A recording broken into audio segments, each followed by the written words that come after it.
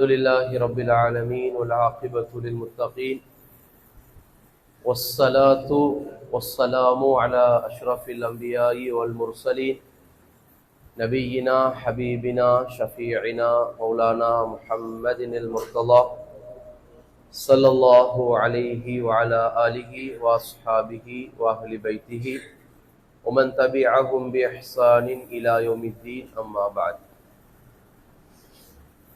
فقد قال الله تعالى في القرآن العظيم: أعوذ بالله من الشيطان الرجيم، بسم الله الرحمن الرحيم.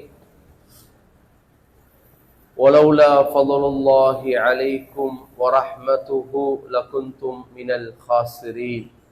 صدق الله العلي العظيم. தொழுது முடிச்சவங்க கொஞ்சம் முன்னால வாங்க, பின்னால இருக்கிறவங்களுக்கு லேஷா இருக்கும். சுன்ன தொழுகிறவங்களை விட்டுட்டு உன்னுக்கு வந்து மஜ்மா போட்டு செஞ்சா கைராக. அல்ஹம்துலில்லாஹ்.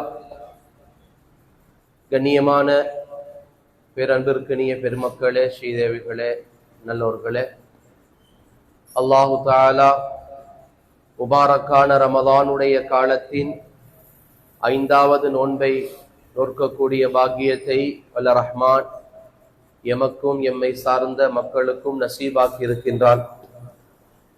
எப்படி இந்த காலங்களை, இபாதாக்களை, நன்மையான காரியங்களை, நற்கிரியைகளை கொண்டு நாம் அலங்கரித்தோமோ, ஆரம்பித்தோமோ, அதே போன்று இருக்கக்கூடிய இந்த பருவத்தை, இந்த காலத்தை, இந்த மாதத்தை பரிபூரணமான முறையில் நன்மையான காரியங்களில் அதிகமாக நாம் செலவழித்துக் கொள்ள வேண்டும். நான் நேற்று கூட சொன்னேன், கால நேரங்கள் என்பது மிகவும் பெருமதி வாய்ந்தது. அல்லாஹு தாலா ஒரு மனிதனுக்கு டைம் மேனேஜ்மெண்டை கொடுக்கிறது.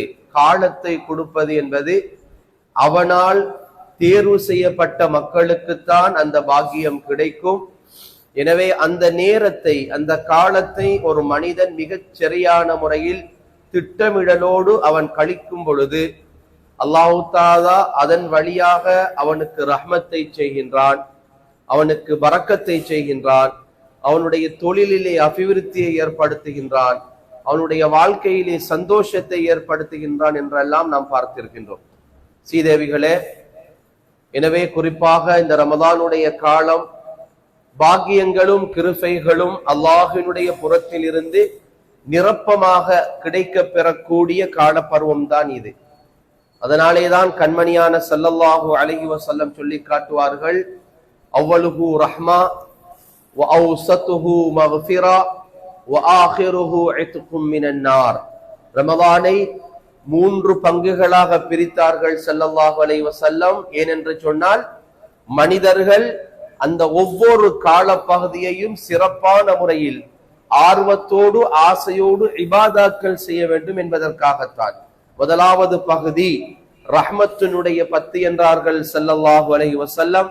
2வது பகுதி இறைவனுடைய பாவ மன்னிப்பை பெற்று தருகின்ற மக்ஃபிரத்தினுடைய 10 என்றார்கள். 3வது பகுதி அல்லாஹ்வினுடைய இத்கும் மினன் நார் என்ற நரக விடுதலையை பெற்று தருகின்ற பகுதி என்றார்கள் கண்மணியான ஸல்லல்லாஹு அலைஹி வஸல்லம். பெருமக்களே, உலகத்திலே ஒரு மனிதனுக்கு அல்லாஹ்வுடைய ரஹ்மத்து என்கின்ற அந்த அருளின் கதவு ஒரு மனிதனுடைய வாழ்க்கையிலே விஷாலப்படுத்தப்பட்டு விட்டது என்று சொன்னால், யாரு ரஹ்மத்துக்குள்ள அதுக்குள்ள இன்வால்வ் ஆகிடுவாங்களோ, அல்லாஹ்வினுடைய ரஹ்மத்து என்கிற அந்த பார்வைக்குள்ள எந்த மனிதர்கள் வந்து விடுவார்களோ, ஒட்டோவாக அவர்களுக்கு அல்லாஹ்வுடைய மக்ஃபிரத்து கிடைத்து போய்விடும், பாவ மன்னிப்பு அல்லாஹ் கிடைச்சிரும். எந்த மனிதனுக்கு ரஹ்மத்தும் மக்ஃபிரத்தும் கிடைக்குதோ அவன் ஸ்ரீதேவிகளுடைய பட்டியலிலே சேர்ந்து விடுவான். நரகத்தை விட்டும் அல்லாஹ் அவனை தூரமாக்கி விடுவான். ரப்புல் ஆலமீன் நம்ம எல்லா மக்களையும் அல்லாஹு தஆலா அந்த நரகிலிருந்து ரப்புல் ஆலமீன் பாதுகாத்து அருள் புரிவானாக. சங்கையான பெருமக்களே, ஸ்ரீதேவிகளே, அல்லாஹுடைய ரஹ்மத்தினுடைய கதவு விஷாலமானது, அல்லாஹுடைய ரஹ்மத்தினுடைய வாயில் விசாலமானது, அல்லாஹுடைய ரஹ்மத்தின் அந்த கருணையினுடைய கருணை என்பது விஷாலமானது என்று பெருமக்கள் சொல்வார்கள். உலகத்துல ஒரு மனிதன் வாழ்வதாக இருந்தாலும் சரி, அவன் உண்பதாக இருந்தாலும் சரி, அவன் மூச்சு விடுவதாக இருந்தாலும் சரி, அவன் நடப்பதாக இருந்தாலும் சரி, என்ன காரியத்தை உலகத்திலையும் சரி, ஆகிரத்திலையும் சரி, கபரிலையும் சரி, சக்கராத்திலையும் சரி, முழு அத்தனையும் ஒரு மனிதனுடைய வாழ்நாள் முழுவதும் அவன் என்ன விஷயத்தை செய்வதாக இருந்தாலும் அல்லாஹுடைய ரஹ்மத்து இல்லாம இயலாது பெருமக்களே. அல்லாஹுடைய ரஹ்மத்து, அந்த பரக்கத்து என்கிற அருள் இல்லாமல் இயலாது. உலகத்துல ஒரு மனிதனுக்கு அல்லாஹ் செய்திருக்கக்கூடிய அருள்கள் எண்ணற்றவை, ஏராளமானவை. அல்லாஹ் சொல்லுவான், என்னுடைய ரஹ்மத்து விஷாலமானது, என்னுடைய ரஹ்மத்தினுடைய கதவு விஷாலமானது. கண்மணியான ஸல்லல்லாஹு அலைஹி வஸல்லம் சொல்லி காட்டுவாங்க, அல்லாஹ்விடத்துல நீங்க ரஹ்மத்தை குறித்து கேளுங்கள். யா அல்லாஹ், உன் ரஹ்மத்தை தந்துடு, உன் அருள் கதவை தந்துடு, உன் பரக்கத்துடைய வாயலை விஷாலப்படுத்தி தந்துடுன்னு அதிகமாக அல்லாஹ் கிட்ட துஆ செய்யுங்கன்னு பெருமானார் ஸல்லல்லாஹு அலைஹி வஸல்லம் சொல்லி காட்டுவாங்க. உலகத்துல நம்ம சரியா விளங்கிக் கொள்ளணும், எங்களை ஒரு ஒரு ஒரு ஒரு மிருகமாக, ஒரு பறவையாக, ஒரு புல் பூண்டாக படைக்காம முதலாவது எங்களை ஒரு மனிதனாக அல்லாஹ் படைச்சதே எங்களுக்கு அவன் செஞ்ச மிகப்பெரிய ரஹ்மத்து. அப்படித்தானே? அல்லாஹ் எங்களை ஒரு காகமாக, ஒரு குருவியாக, ஒரு பறவையாக, ஒரு மிருகமாக, ஒரு புல் பூண்டாக, ஒரு மரம் செடி கொடியாக படைச்சிடாம ஒரு மனிதனாக படைத்தானே. அதுவும் அல்லாஹுவினால பார்த்து செய்யப்பட்ட படைப்பு தான் இந்த மனிதன் என்கின்ற படைப்பு. அல்லாஹ்வுக்கு மிச்சம் பிடிக்கும் அல்லாஹ்வினுடைய படைப்புகளில, ரப்பினுடைய படைப்புகளில மனிதர்களை அவன் மிகவும் நேசிக்கின்றான் என்கிறதை பெருமக்கள் சொல்லுவார்கள். அப்ப எங்களை மனிதர்களாக படைத்தது என்கிறது அல்லாஹ் எங்களுக்கு செய்த மிகப்பெரிய அருள் பெருமக்களே. மனிதனாக படைச்சது மட்டுமல்ல, எங்களை படைக்கிறதுக்கு முன்னாலேயே எங்க பேரை அல்லாஹ் எதுல எழுதியிருக்கிறான் தெரியுமா? ஒரு இஸ்லாமியனான உம்மா வாப்பாட வௌத்துலதான் நீ பிறக்கணும்னு அல்லாஹ் எழுதிட்டான். அது எவ்வளவு பெரிய பாக்கியம்! சுப்ஹானல்லாஹ். கொஞ்சம் யோசிச்சு பாருங்க, அல்லாஹ் என்ன மனுஷனா படைச்சது பெரிய அருள். என்னை சாதாரணமாக ஒரு கிறிஸ்துவனாகவோ, ஒரு யூதராகவோ, ஒரு நசராணியாகவோ, ஒரு புத்திஸ்டாகவோ, ஒரு ஹிந்துஸாகவோ, அல்லது மனித, அதாவது கடவுளே இல்லை என்று வாதிடுகின்ற ஒரு நாஸ்திக கொள்கைக்காரனுடைய வயிற்றிலோ ரப்பு எங்களை படைச்சிடாம ஒரு இஸ்லாமிய தாய் தகப்பனுடைய வயிற்றிலே அல்லாஹ் எங்களை படைத்தான் என்று சொன்னா, நாங்க அல்லாஹ்வுக்கு கோடி கணக்கு இல்ல, வாழ்நாள் முழுக்க நாங்க சுக்கூரு செய்தாலும் போதாது செய்தவிகளை. யோசிச்சு பாருங்க. அல்ஹம்துலில்லாஹ், இது மிகப்பெரிய ஒரு அருள், மிகப்பெரிய ஒரு பாக்கியம். அதனாலேதான் பெருமக்கள் சொல்லுவார்கள், இறைவன் உனக்கு ஈமானுடைய அந்தஸ்தை தந்து உலகத்தில் அனுப்பியது என்பது இருக்கின்றது, அது அல்லாஹ்வுக்கு நீ மிகப்பெரிய நன்றி கடனாக, நன்றி செலுத்தக்கூடியவனாக நீ இருக்கணும்னு சொல்லுவாங்க. ஏன்னா குர்ஆன்ல அல்லாஹ் தஆலா ஒரு வசனத்துல சொல்லுவான், நாளை கியாமத்துல காஃபிர்கள் இஸ்லாமியர்களை பார்த்து இப்படி பேசுவாங்களாம். ஏன்னா அல்லாஹ் தஆலா கியாமத்துல அவங்களுக்கான நீதிமன்றத்தினுடைய தீர்ப்புகள் எல்லாவற்றையும் எழுதி முடித்து விட்டு சொர்க்கம் நரகம் என்று எல்லாவற்றுக்கும் பிரித்து கொடுத்துருவான். முஸ்லிம்கள் தான் சில நேரங்கள்ல அவங்க சில தவறுகள் பாவங்கள் செய்திருப்பதின் காரணத்தினால அவர்களும் நரகத்திற்குள் இருப்பார்கள். இந்த நேரத்துல காஃபிர்கள் அந்த முஸ்லிம்களை பார்த்து சொல்லுவாங்களா என்ன தெரியுமா? பெரிசா உலகத்துல பேசினீங்களே, பெரிசா உலகத்துல சொன்னீங்களே, அல்லாஹ் இருக்கிறான், மார்க்க இருக்குது, கியாமத் இருக்குதுன்னு சொன்னீங்களே, நம்பின உங்களையே அல்லாஹ் தான் நரகத்துல தானே போட்டு இருக்கிறான், எங்களோட நீங்களும் நரகத்துல தானே இருக்கிறீங்க, உங்களுக்கு எந்த விடுதலையும் இல்லையே அப்படின்னு சொல்லி அந்த முஸ்லிம்களிடத்திலே, அந்த பாவம் செய்து நரகவாதிகளாக இருக்கக்கூடிய முஸ்லிம்களிடத்தில அந்த காபீர்கள் பேசுவாங்க. இந்த நேரத்துல அந்த இஸ்லாமியர்கள் அல்லாஹ்விடத்திலே முறைப்பாடு செய்வார்களாம், யா அல்லாஹ், இப்படி ஒரு தண்டனை, ஒரு பக்கம் நரக வேதனை, இன்னொரு பக்கம் இந்த மக்களினுடைய சொற்பிரயோகத்தினுடைய வேதனை, யா அல்லாஹ் தாங்க முடியல. உலகத்துல உன்னை நம்பி, உன் மார்க்கத்தை நம்பி, உன் இஸ்லாத்தை நம்பி, உன் ரசூலை நம்பி நாங்க உலகத்திலே நேரான பாதையிலே தான் இருந்தோம். ஏதோ எங்க வாழ்க்கையில நாங்க சில தவறுகளை செய்து நாங்க இன்னைக்கு நரகத்துல வந்திருக்கிறோம் ரப்பே. ஆனா எங்களை இவங்க நெய்யாண்டி பண்றாங்க, கிண்டல் பண்றாங்க யா அல்லாஹ் அப்படின்னு சொல்லி அந்த இஸ்லாமியர்கள் அல்லாஹ் கிட்ட முறைப்பாடு செய்வாங்க. இது போறதோட நடக்கிறது கிடையாது பெருமக்களே. இன்ஷா அல்லாஹ் நீ வரக்கூடிய காலங்கள்ல நரகம் சம்பந்தமான விஷயங்களை நாம பார்க்கலாம். அல்லாஹ்வுடைய மஃபிரத் மன்னிப்பு சம்பந்தமான விஷயங்களை பார்க்கலாம். போனதோட நடக்கிற விஷயம் கிடையாது. பல நூற்றுக்கணக்கான ஆண்டுகள், பல பில்லியன் கணக்கான ஆண்டுகளுக்கு பின்னால நடக்கிற செய்தி தான் இது. போனதோட கியாமத்து முடிஞ்சதோட சொர்க்க நரகம்னு பிரிச்சு போட்டு அடுத்த நாளே அனுப்புறது கிடையாது பெருமக்களே. அவர் செய்த தண்டனை, அவர் செய்த பாவம், அவர் செய்த மோசத்திற்கான தண்டனையை, அந்த அதாபை, அந்த வேதனையை ஒரு மனிதர் நரகத்திலே எத்தனை 1000 ஆண்டுகள் அனுபவிக்க வேண்டும் என்கிறது அது அல்லாஹ் தான் தீர்மானம் செய்வான்.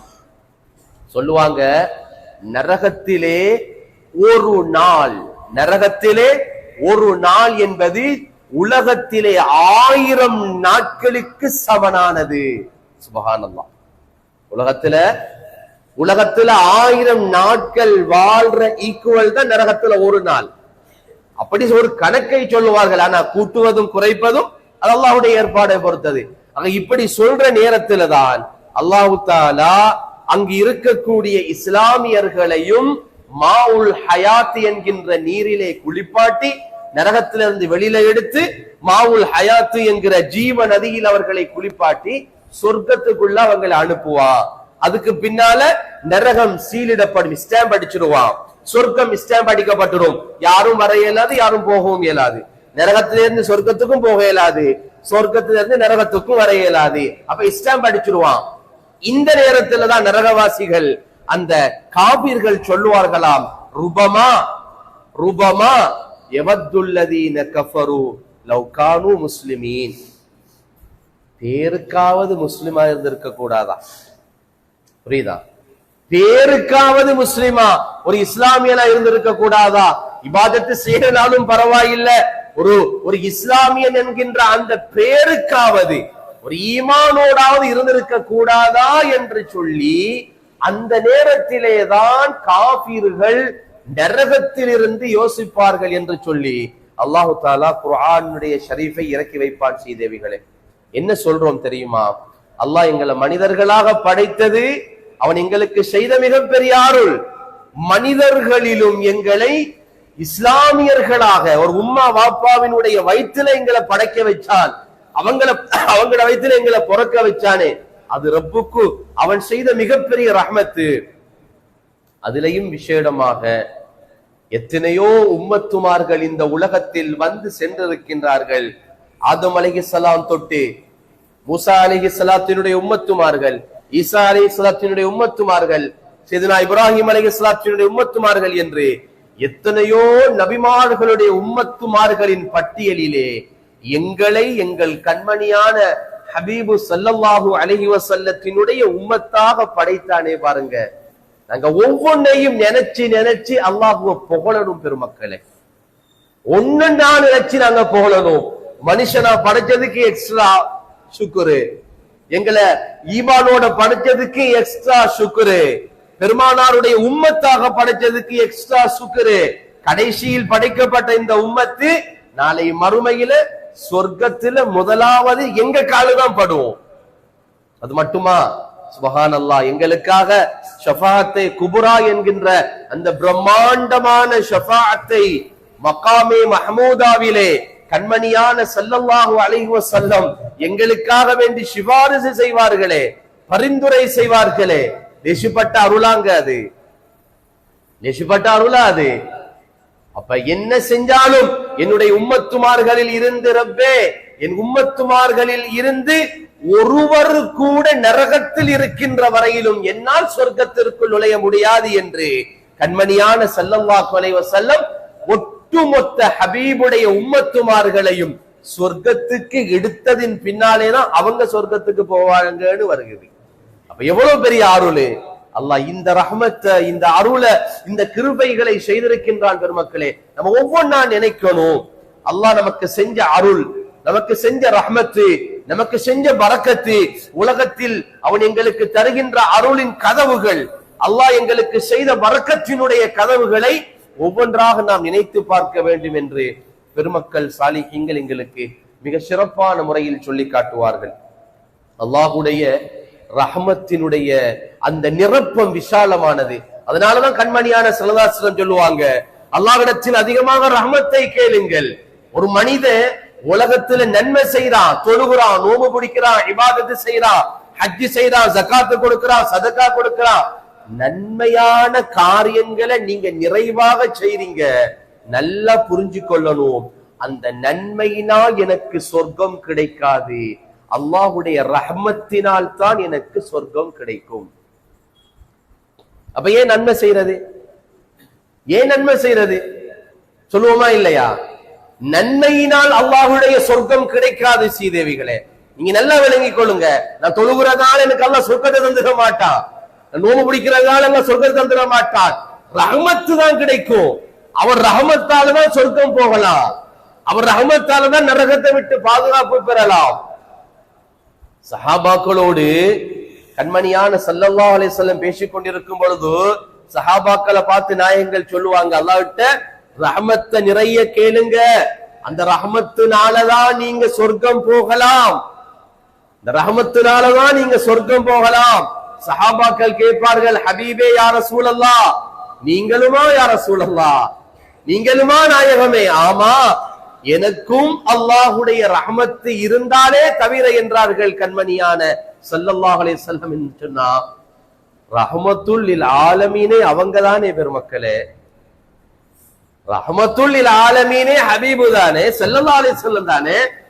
அப்ப அந்த ரஹ்மத்து இல்லாமல், அருள் இல்லாமல், அல்லாஹ்வினுடைய கிருபை இல்லாமல் ஒரு மனிதனால எதையும் செய்துவிட முடியாது என்கிறதை பெருமக்கள் சொல்லுவார்கள். நம்ம அல்லாஹ்விடத்துல நிறைய ரஹ்மத்தை, பரக்கத்தை, யா அல்லாஹ் என் வாழ்க்கையில ரஹ்மத்தை செஞ்சிடு, உன் ரஹ்மத்தை விஷாலப்படுத்திடு, உன் ரஹ்மத்தான பார்வையை கொண்டு பார்த்துடு. ஏன் நன்மை செய்யறோம்?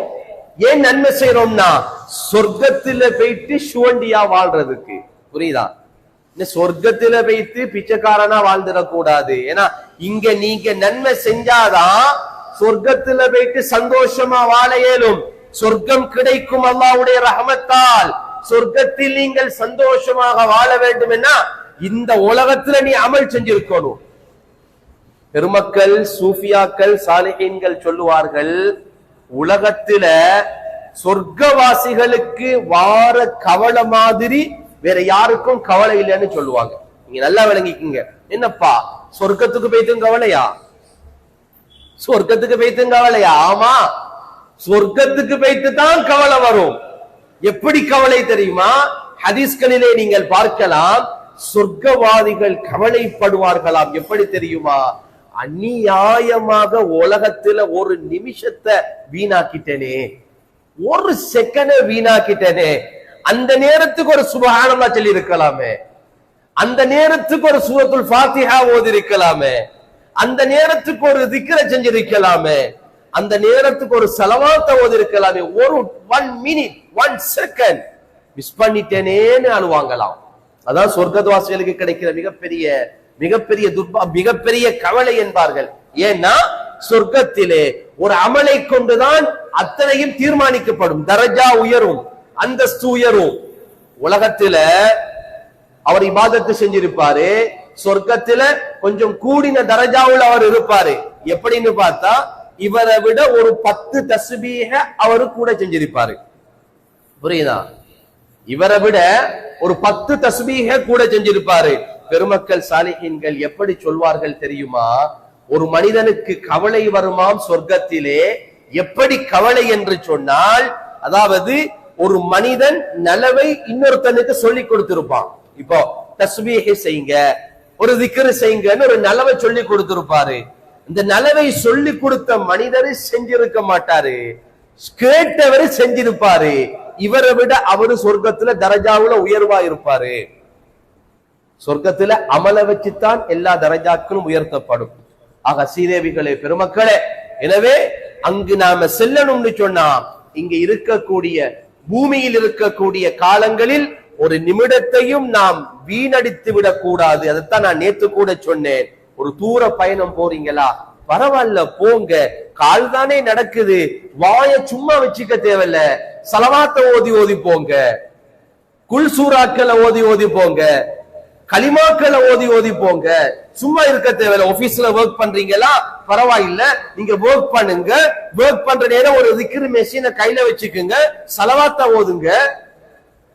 சலவாத்த ஓதலாம், பைக்ல வாரோம் சலவாத்த ஓதி ஓதி வரலாம், வீட்டில இருந்து பள்ளிவாசலுக்கு வாரோம் உதுவ செஞ்சுக்கிட்டு வந்து சலவாத்தோடு திக்ரோடு குர்ஆன் திலாவத்துகளோடு வரலாம்.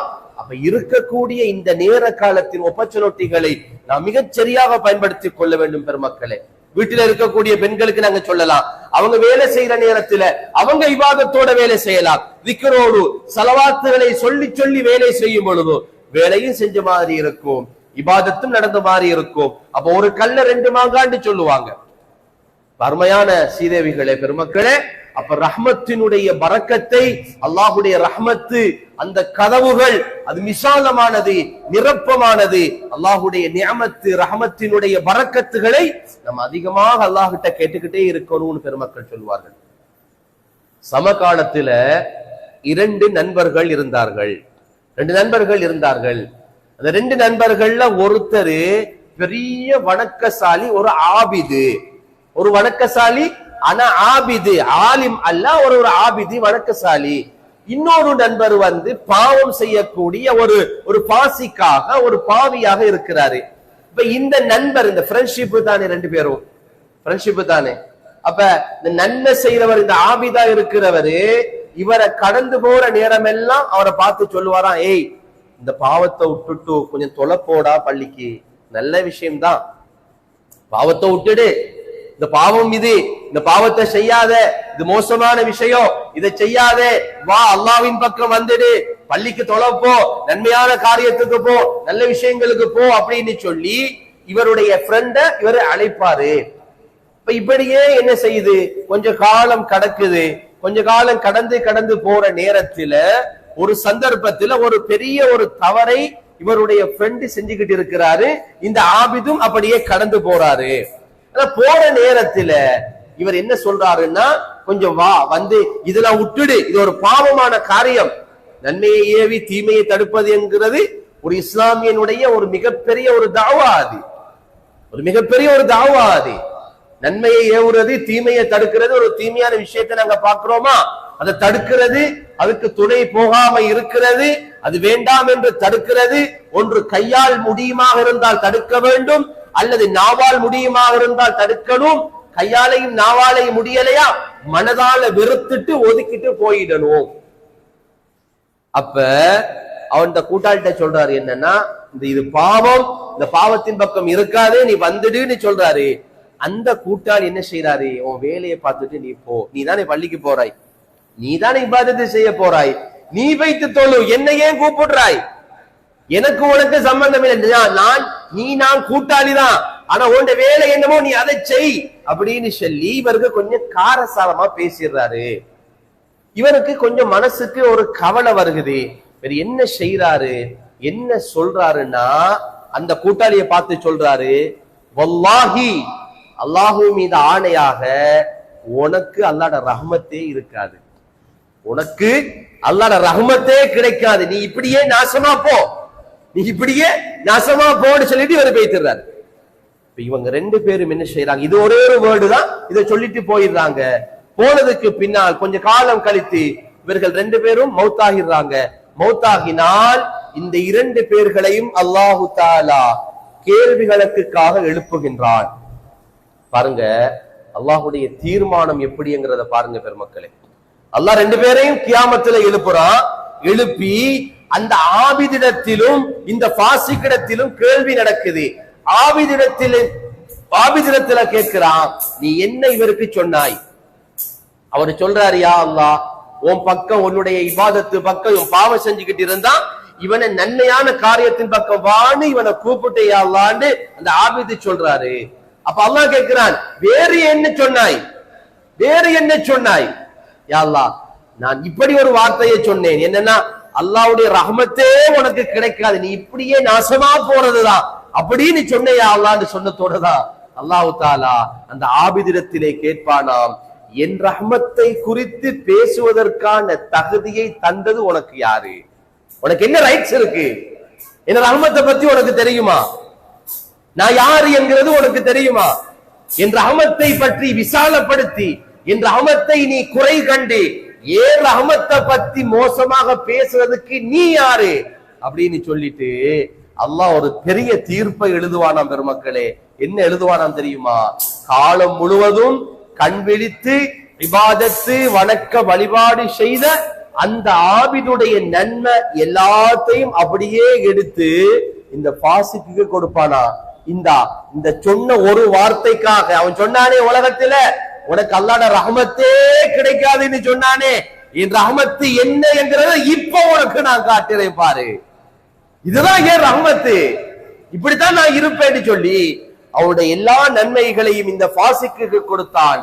பாசிக்குடைய அத்தனை பாவங்களையும் எடுத்து இந்த ஆபிதுக்கு கொடுத்தான்.